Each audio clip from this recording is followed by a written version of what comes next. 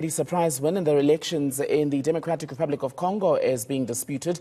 Martin Fayulu, widely tipped to replace Joseph Kabila, has appealed to the country's constitutional court to cancel the provisional results. He's accused Tshisekedi of making a deal with Kabila, who's stepping down after 18 years in power. Africa political analyst Edward Mitole joins us now to discuss this further. Afternoon to you, Edward. Do you think Martin Fayulu has put forward a strong enough case to be able to compel the court to overturn that election result? It's divide and rule. Martin Fayulu is part of the same regime of capture, of resource extraction and exploitation in the DRC. You must remember that Joseph Kabila was brought to power by forces that did not want his father to continue ruling in the Congo. So that regime is being propped up by the CIA in America. Felix Tshisekedi has struck a deal with the incumbent Joseph Kabila to serve the same regime that has been responsible for the exploitation and dismembering and destitution of the people of the DRC. Martin Fayulu is being backed up by the Roman Catholic Church and the European Union. He is no better than Felix Tshisekedi. He's going to continue the same regime of capture, of resource extraction and exploitation, of child labor, of destitution. So, I can say that he's justified.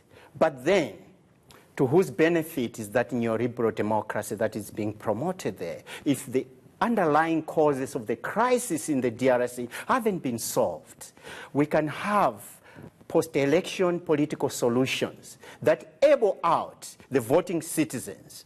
But to whose interest is that? It is to the interest of the same multinational corporations that have continued looting, using child labor to bring out these resources from the belly of the earth for the benefit of multinational companies. The average South African, the average Congolese, spends his entire life working for industry in order to buy a cell phone that enables him to stay on WhatsApp and Facebook. The same cell phone whose raw materials are brought out from the belly of the earth of the DRC. But Edward Mitole, back to my question then. You are painting a rather grim picture of all the candidates in this election because, I mean, Martin Fayulu, you are saying, has assistance from the Catholic Church and the West because we've heard Belgium and France come out to say they believe he won. You believe that Felix Tshisekedi is also not going to do any better than the Kabila regime. We've got Emmanuel Shadari on the other end, who was seen as a candidate handpicked by Joseph Kabila. But I want to come back to this question. Was the election stolen from Martin Fayulu? The election was stolen, no doubt about that, because all the opinion polls in the run-up to the election itself, beginning from October 2016, were putting Moise Katumbi ahead of all the other candidates. And Moise Katumbi is a giant.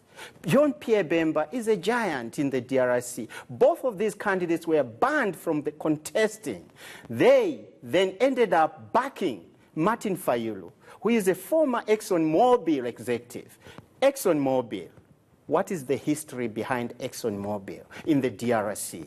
It's a history of looting and plunder. He is continuing, and he has been put there by global capital to continue the same regime.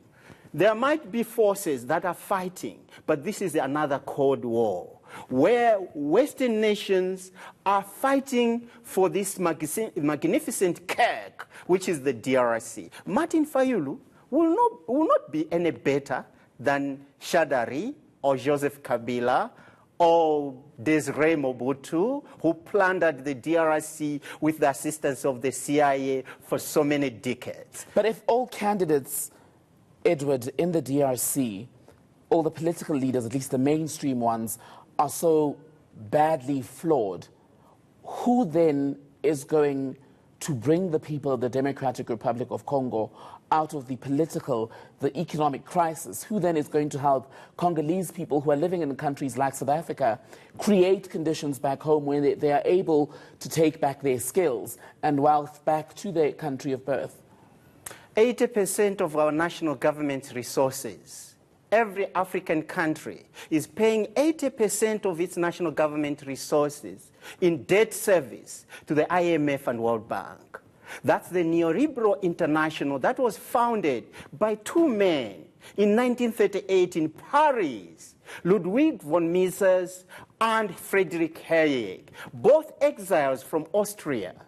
They coined the term neoliberalism, which came to define a new world where states in the South become empty shells, where states are reduced to mere labor controllers and migration controllers, where the private sector takes over the running of affairs in African countries, where our leaders fly using taxpayers' money to access private medical health care, where the population is left to scramble for the poor health services in their own countries, where child soldiers are hired from Sudan to fight a war in Yemen they don't know anything about, where 70% of our children leave Africa on a perilous journey to the EU countries looking for greener pasture,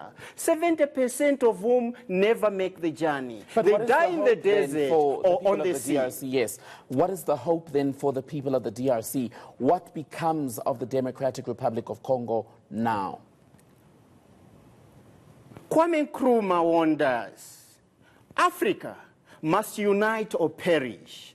Without genuine African unity, our people will forever perish. Africa needs solidarity. South Africans are no better than the people of the DRC. We are being subjected to the same torture, humiliation, rape, degradation, just like the people of the DRC. You are on a minimum wage. You can't demand a decent living wage. We are no better. We spent our entire lives working for industry to pay off debts in bonds and car loans and other services. You don't have disposable income. You cannot think yourself as better than the people of the DRC. Africa needs solidarity. We need to go to the DRC, drive out the Belgian colonialists, drive out the French. They looted the Congo for so many decades. The people of the DRC need solidarity. Scrape out the colonial borders. Africa is one nation. What we need is a common market, a common currency, a common parliament, a common military high command, which will make Africa a global force on the international scene. As we are balkanized. Okay. We cannot compete with the global powers on the international market, on the global stage. We do not have any bargaining power. We are not represented on the UN Security Council. Africa, unite now or perish. Okay. Let's leave it there. Edward Mitole, thank you so much for your time. Edward is an Africa analyst speaking to us about the latest developments in the DRC. Coming up next is Week in One, but first let's check in with the Weather Center.